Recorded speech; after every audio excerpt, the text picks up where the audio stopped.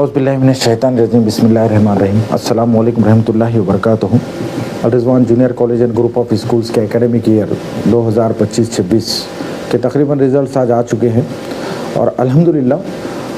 इस साल भी हर साल की तरह 10th के रिज़ल्ट भी 100% रहे, 12th के रिज़ल्ट 100% रहे। इस बार मेरिट का रिज़ल्ट हमारा बढ़ के रहा,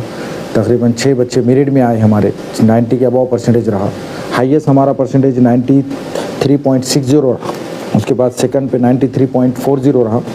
उसी तरह 12th के अंदर भी जो है 100% रिज़ल्ट रहा, वहाँ भी पूरे बच्चे अल्हम्दुलिल्लाह जो है 28 स्टूडेंट थे, वो पूरे बच्चे पास हो गए, क्वालिफाई हुए। ग्रुपिंग भी रिज़ल्ट अच्छा रहा, 77.60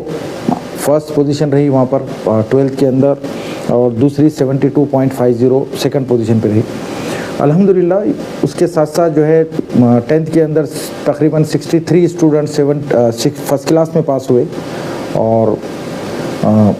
27 स्टूडेंट 80% के ऊपर पास हुए 81 स्टूडेंट्स में। तो ये जो बड़े रिज़ल्ट रहे, और साथ ही साथ प्री प्राइमरी के रिज़ल्ट, होम एग्ज़ाम जो प्री प्राइमरी के रिज़ल्ट्स केजी से लेकर 9 तक और 11th के होम एग्ज़ाम्स के रिज़ल्ट भी बहुत शानदार रहे।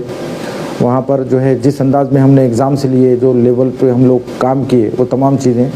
तो ये तमाम जो नताइज हमारे आज आए हैं 100% रिज़ल्ट तो पिछले कई सालों से आ रहे हैं। मैं सबसे पहले तो इसकी मुबारकबाद देता हूँ तमाम पेरेंट्स को, तमाम स्टूडेंट्स को और Rizwan junior college and group of schools की टीम को, नांदेड़, अर्धापुर, खंदार की पूरी टीम को। ये 100% जो बच्चे को रिजल्ट्स आ रहे हैं, जो मेरिट रीच बढ़ के आ रही है, जो अच्छे परसेंटेज ला रहे हैं लैंग्वेजेस में, हर सब्जेक्ट्स में बच्चों के मेरिट्स के रिज़ल्ट आना, सब्जेक्ट में कई बच्चे जो है 90 के ऊपर मार्क्स ले रहे हैं, हर सब्जेक्ट में कई बच्चों की तादाद है, उसमें 15-15, 20-20, 30, 25-25 बच्चे आओ 90 के ऊपर मार्क्स ले रहे हैं हर सब्जेक्ट्स में। तो अलग अलग लेवल पे जो रिज़ल्ट्स आ रहे हैं, तो ये जो रिज़ल्ट, और पिछले कई सालों से 10th की हमारी 13वीं बैच थी और 12th की 10वीं बैच थी, तो पिछले कई सालों से जो 100% रिज़ल्ट आ रहे हैं, इसके पीछे Rizwan junior college and group of schools की एक मनसूबाबंद प्लानिंग है। और उस मनसूबाबंद प्लानिंग के तहत जिस अंदाज में हम लोग काम कर रहे हैं, मैनेजमेंट जिस अंदाज में टीचर्स को प्लानिंग दे रहा है और टीचर्स जिस अंदाज में उस प्लानिंग पे प्रैक्टिकली वर्क कर रहे हैं, उसके नताइज हमारे सामने आज है। और ये पिछले कई सालों से जो सक्सेस रिजवान ले रहा है, जिस अंदाज में रिजल्ट दे रहा है, ना सिर्फ बोर्ड के एग्ज़ाम्स में बल्कि कॉलेज के अंदर, कॉलेज के जो स्टूडेंट्स हैं नीट के अंदर अच्छे रिजल्ट दे रहे हैं। हमारे पास से कॉलेज में पढ़ने वाले कई बच्चे डॉक्टर्स बन गए हैं। उस तकरीबन नियर अबाउट जो है 280 के करीब स्टूडेंट जो हमारे पास आउट हुए हमारे पास से 10 बैच में, उसमें से तकरीबन 180 के करीब बच्चे मेडिकल और इंजीनियरिंग प्रोफेशन ज्वाइन कर चुके हैं। और उसके अलावा 10 से हमारे जो बच्चे तकरीबन नियर अबाउट जो है एक बड़ा फिगर है वहाँ पर 500-550 बच्चों का, वो बच्चे भी जो है कई बच्चे उसमें से 300-350 बच्चे मेडिकल इंजीनियरिंग या के प्रोफेशन से जुड़ चुके हैं। तो ये जो रिज़ल्ट्स आ रहे हैं, इसमें बच्चे MBBS बन रहे हैं, BHMS हैं, डॉक्टर्स प्रोफेशंस है, इंजीनियरिंग प्रोफेशंस है, दूसरे के अदर प्रोफेशंस में जा रहे हैं। तो ये सब चीज़ें जो हो रही है, इसके पीछे जो Rizwan junior college and group of school की मनसूबाबंद जो प्लानिंग हो रही है, तो वो प्लानिंग के सक्सेस की वजह से ये रिजल्ट्स हमारे आ रहे हैं। इसमें सबसे मेन बात तो ये है कि हमारे जो होम एग्ज़ाम्स होते हैं, ख़ास तौर से जो हमारे स्कूल्स के अंदर जो होम एग्ज़ाम्स होते हैं, वो पूरी ईमानदारी के साथ, पूरी प्योरिटी के साथ और पूरी कोशिश हम इस बात की करते हैं कि भाई बच्चे जब एग्ज़ाम दे रहे हैं तो उनको वही एटमॉस्फेयर दिया जाए जो एक बोर्ड के एग्ज़ाम्स में एटमॉस्फेयर होता है, वही टाइमिंग के हिसाब से उनके पेपर चेकिंग का मामला हो। और ख़ास बात हमारी प्योरिटी की है कि हम बच्चों को पेपर्स भी जब एग्ज़ाम्स हो जाते हैं तो बच्चों की पेपर फाइल भी देते हैं माँ बाप को, ताकि माँ बाप खुद जजमेंट करें कि भाई बच्चे जो लिख रहे हैं वो गलत, कहीं जजमेंट तो नहीं हो रहा है। तो ये जो प्योरिटी के साथ जो हम नीचे काम कर रहे हैं, उसके नताइज हैं जो आज हमारे बच्चे हर जगह पे अपने आप को मनवा रहे हैं, चाहे वो मेडिकल प्रोफेशन हो, चाहे इंजीनियरिंग प्रोफेशन हो, या अदर प्रोफेशंस हो, या बोर्ड के एग्ज़ाम्स हो, या कॉम्पिटिटिव नीट के एग्ज़ाम्स हो, तो ये या JEE हो या MSET के एग्ज़ाम्स हो, ये लेवल पे जो हम लोग कोशिश, ये जो हमारे को रिजल्ट्स मिल रहे हैं, तो ये बेसिक लेवल पे जो हम लोग काम कर रहे हैं उसके नताइज हैं। एक तो हमारा होम एग्ज़ाम्स का प्योरिटी के साथ काम करना, दूसरा हमारा जो है यूनिक सिलेबस का को इम्प्लीमेंट करना, जिसमें हर जैसा स्टेट का सिलेबस, नेशनल का सिलेबस, इंटरनेशनल का सिलेबस, उस तमाम को कॉम्बिनेशन करके जो स्किल डेवलपमेंट का हमने प्रोग्राम बनाए, वो प्रोग्राम के तहत बच्चों के अंदर एबिलिटी को पैदा करना, उनकी स्किल्स को डेवलप करना, ये तमाम चीज़ें। फिर उसके बाद हाई स्कूल लेवल पे फुल डे हाई स्कूल, और हाई स्कूल के अंदर जैसा 8th क्लास के अंदर हम हाई स्कूल से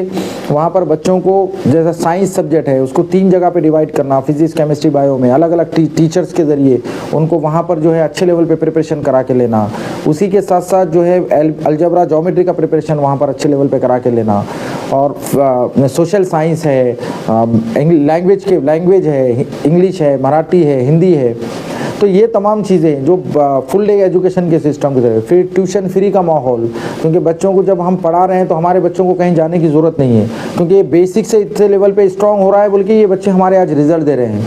तो ये जो तमाम चीज़ें हम लोग काम कर रहे हैं, उसी के साथ साथ जो है ये जो कंप्लीट लर्निंग मेथड है हमारा, कंप्लीट लर्निंग मेथड के अंदर जो बच्चों को जो बुनियादी चीज़ें होती है वो सिखाना, ये हमने उनको टारगेट बना देगी, हमको सिखाना ही सिखाना है स्टूडेंट्स को। तो ये तमाम चीज़ों की वजह से, फुल डे एजुकेशन की वजह से और पूरी ईमानदारी प्योरिटी के साथ होम एग्ज़ाम्स की वजह से ये तमाम चीज़ें हो रही है। फिर कॉम्पिटिटिव फाउंडेशन एग्ज़ाम्स जो 2023-24 से रिजवान में जो चालू किए गए, जिसके अंदर नीट फाउंडेशन एग्ज़ाम है, उसका JEE फाउंडेशन एग्ज़ाम है, MPSC UPSC फाउंडेशन एग्ज़ाम है। MPSC UPSC फाउंडेशन एग्ज़ाम को हम 3rd क्लास से लेते हैं, 3rd क्लास से 11th क्लास के बीच में हम ये बच्चों को ले रहे हैं, जिसके अंदर जिस पैटर्न पे एग्ज़ाम होता है, जैसा कि MPSC UPSC के जो पेपर होते हैं, ख़ास होते हैं MPSC का पेपर, उसके अंदर 300 नंबर, इंग्लिश का पेपर 300 नंबर का और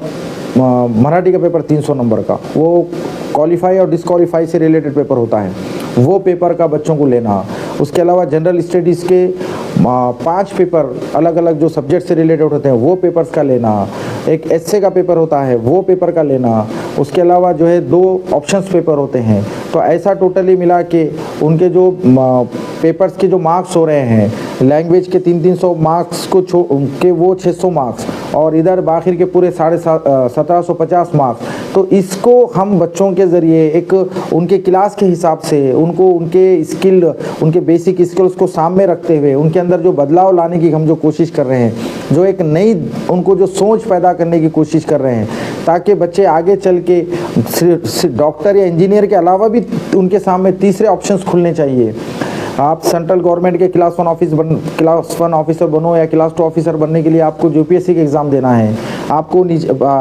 स्टेट गवर्नमेंट से related MPSC Maharashtra public service commission के एग्ज़ाम देना है, वो तमाम चीज़ों की जो तैयारी करा रहे हैं। तो हम ऑप्शंस दे रहे हैं हमारे बच्चों को।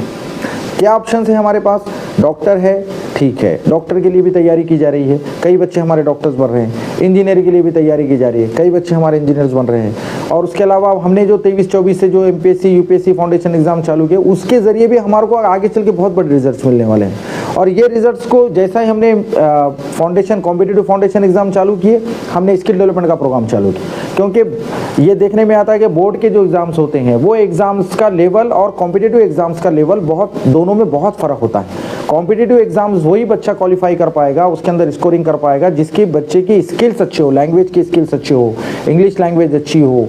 क्योंकि अगर इंग्लिश लैंग्वेज अच्छी रहेगी तो जाहिर बात है कि बच्चा खुद लेसन को पढ़ेगा, उसके बाद लेसन के सेल्फ नोट्स तैयार करेगा, समरी तैयार करेगा, पॉइंट्स तैयार करेगा, फिर क्वेश्चन को समझेगा, समझ के उसका आंसर सही अंदाज में निकालने की कोशिश करेगा। अगर लैंग्वेज नहीं रहेगी तो जाहिर बात है कि बच्चे का आगे चल के बहुत बड़ा नुकसान हो जाता है। तो बेसिक और जो पूरे टेक्निकली सब्जेक्ट्स है, वो तमाम चीज़ों को कॉम्बिनेशन करके जिस अंदाज में एक प्लानिंग के तहत हम लोग जो काम कर रहे हैं, उसके नताइज हमारे को जो आज मिल रहे हैं और आगे और बड़े लेवल पे जो मिलने वाले हैं, तो वो चीज़ें को हम लोग मेंटेन करके ये काम कर रहे हैं, जिसकी वजह से हमारे बोर्ड के नताइज 100% आ रहे हैं। क्योंकि कई लोगों का सवाल होता है कि 100% रिजल्ट, तो भाई जिस लेवल पे हम होम एग्ज़ाम्स नीचे से ईमानदारी के साथ कर रहे हैं, जाहिर बात है कि भाई जब हम बेसिक लेवल से जब बच्चों का अच्छा काम करेंगे तो बाद में बोर्ड के एग्जाम में तो कोई प्रॉब्लम नहीं होगा। नीट के अंदर भी हमने कॉलेज के अंदर भी सिस्टम्स में चेंजेस लेके आए। कॉलेज के अंदर कॉलेज के एजुकेशन, कॉलेज की पढ़ाई, उसको अलग टाइमिंग में हमने अब ये साल से डिवाइड किए। हमने कॉलेज के सिस्टम्स को अलग किए, जहाँ पर बच्चों को कॉलेज का बोर्ड एग्जाम की तैयारी होगी, और जो बच्चे कैपेबल है, जो बच्चों के अंदर एबिलिटी है, वो बच्चों को हम नीट और JEE की तैयारी अलग से कराएंगे।